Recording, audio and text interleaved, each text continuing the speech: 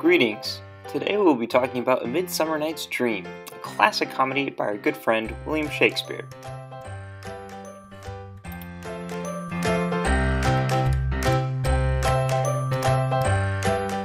So, the play is set in Athens, Greece, where two people, Theseus and Hippolyta, are planning to get married.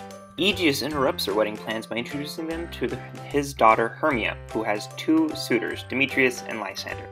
As for notation for which of the guys is in love with who, heart with H-E-R-M means they're in love with Hermia, and a heart with H-E-L means they're in love with Helena. Right now they both have the hots for Hermia. So Aegeus wants Hermia to marry Demetrius, and he disapproves of Lysander.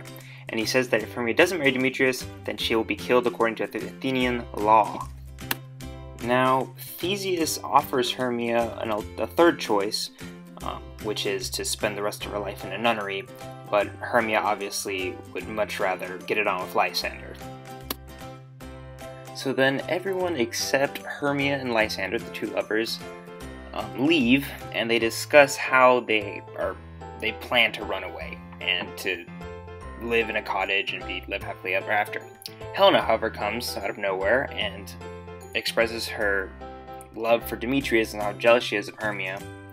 But she hears their plans of running away, so she approaches Demetrius just to hang out with him and tattles on them. Demetrius, who is still in love with Hermia, goes off to find them, pretty much, and Helena follows. The scene then changes to elsewhere in Athens, where a bunch of workers are preparing a play to perform to King Theseus and Queen Hippolyta. And there's this one doofus among them named Bottom who thinks that they're very good, but they're not talented actors. So moving on to Act 2, apparently in the forests around Athens there's an entire society of fairies, and their leaders are King Oberon and Queen Titania, who are arguing over ex-boyfriends, ex-girlfriends, and the possession of this Indian boy. And they discuss how their dispute is causing a bunch of problems in nature.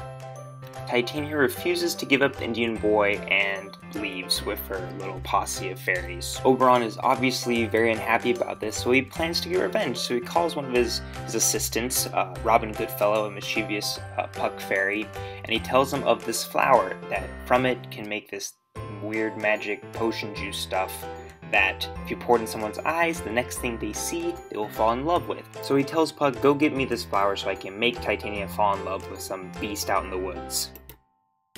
Puck then leaves to go find this flower, and Oberon disguises himself and he sees Demetrius, quickly followed by Helena wandering around the woods, obviously looking for Hermia and Lysander. And Helena is like, oh, I love you, Demetrius, and Demetrius is like, please go away, I will actually hurt you if you keep following me. But yet Helena still follows, and Oberon feels bad for Helena because how rude Demetrius was, so he tells Puck to put the juice on Demetrius so that he falls in love with Helena. Now that Oberon has the potion, he goes ahead and finds Titania sleeping up in a tree, and he pours the juice on her eyes and hopes that she sees a monkey or a bear or something so that she falls in love with that. Elsewhere in these woods, Hermia and Lysander are hanging out and saying lovey-dovey things to each other, and they decide to just sleep because they're tired. But while they're sleeping, Robin comes along and he mistakes Lysander for Demetrius and puts the potion on him. So they're sleeping, and Demetrius runs by trying to outrun Helena, and Helena is chasing after him, but she wakes up Lysander. So Lysander wakes up, and then poof, he falls in love with Helena. Meanwhile, Hermia is having a scary dream about a snake eating her heart, so that scares her and wakes her up, and she sees that she's all alone, and she's like, really, Lysander, you ditched me?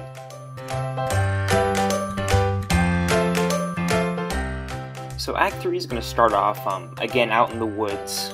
The actors and Bottom are practicing their lines, they're doing a terrible job. Robin sees that they're doofuses, and so he gives Bottom a head of an ass. And the actors are terrified when Bottom comes out of the bushes and he has a donkey face. But Bottom doesn't realize what it is. He's like, oh, they're trying to trick me or something, so I'm just gonna hang out. Bottom stumbles upon Titania, who wakes up, and the potion causes her to fall in love with this donkey creature. She calls her fairies and say, "Oh yeah, serve this donkey for me." So King Oberon and Robin Goodfellow reconvene and talk about how the plan is going, and they hide because they hear something, and it's Demetrius, but this time with Hermia, and so they're both confused. They think, wait, these aren't the right guys, and Robin realizes, oh wait, this is the guy I was supposed to put the potion on, so I'm going to do that on this guy. They wait, and sure enough, Helena comes along, but with Lysander quickly behind her, because Lysander's obsessed with her right now because of the potion. And Helena wakes up Demetrius, and according to plan, Demetrius falls in love with Helena, but now you have two guys over one girl, and you know that never ends well. So to make matters worse, Hermia comes along. She's like, really? They both love Helena now? What is going on? And Helena thinks that everyone's pranking her, so she gets mad at Hermia, and Hermia gets mad at Helen for being a liar or something, and she says, I'm gonna rip your eyes out, literally. And so Lysander holds her back so that she doesn't damage Helena, but now Lysander and Demetrius are you know, slaying each other, and now they end up running off to duel. Seeing all of this, Oberon tells Robin, yo, you really messed up, go fix this and keep those guys from killing each other. So what Robin does is he conjures up this big fog, and he gets everyone lost and really tired, so that they just are so exhausted that they fall asleep.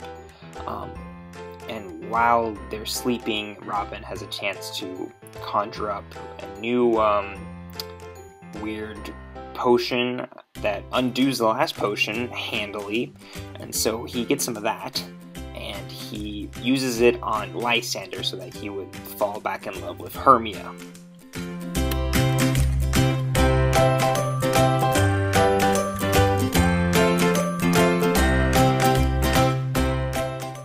So, under the effects of the potion, Titania is totally in love with the bottom ass fellow guy.